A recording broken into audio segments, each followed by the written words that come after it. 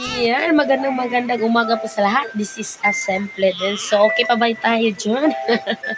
Ayan, so, tingnan nyo naman yung ano ko, yung um, mga gawa-gawa ko ngayon.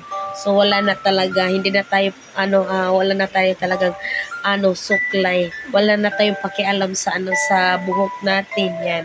So, musta dyan sa mga mami, nakaligo na ba, nakapasuklay na ba, yan, nagbihis na ba, yan ang naranasan ko ngayon. So, yan na mga ganyan mga kasimple noong kaya-kaya ko ngayon hindi na.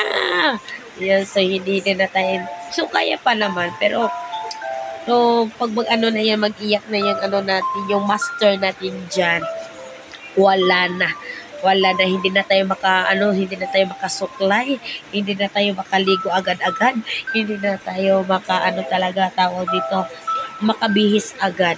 Kung man tayo makaligo, wala na, 15 minutes tapos na. Ayan. So, tapos na talaga yung natin, 15 minutes na pagligo. Pag may magligo naman tayo, lagi tayo kanang tawag doon, silip-silip kung nagising na ba, ganyan-ganyan. Iba na talaga mga kasimple. So, yan mga kasimple, kuting ko lang, kamaritisan ko na sa sa buhay ko ngayon na meron tayong baby. So, I'm so happy naman. I'm so happy. I'm thankful. I'm to thank you the God, diba? So, naranasan natin ang motherhood. Yan. So, alam ko naman na sana hindi masyadong lumaki kasi palaki na yung baby natin. Yan. So, mamiss ko na mga ganap-ganap. Yan, so ngayon mga kasimple pala is muna tayo, magkain po tayo. So, yung natin, yung breakfast naging lunch na. Yan, so yan mga kasimple. So, nandito, kanina pa to mga kasimple, yung natin, yung pagkain natin. So, yung tawag dito, yung ulam ko pala is hotdog, atay ng manok at saka chorizo. So, yan naman mga kasimple. So, nagising na naman siya. Ayan, so muna, update ko kayo. So, mamaya is kain po tayo. So, ayan, patulugin ko muna to. Umiyak na naman.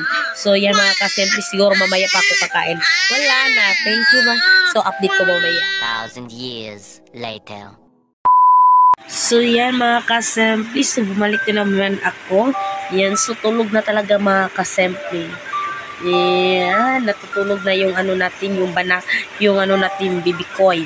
Yan, so dalian natin ang dalian natin yung pagkain natin. Yung bilis-bilisan natin. So, hindi natin alam kung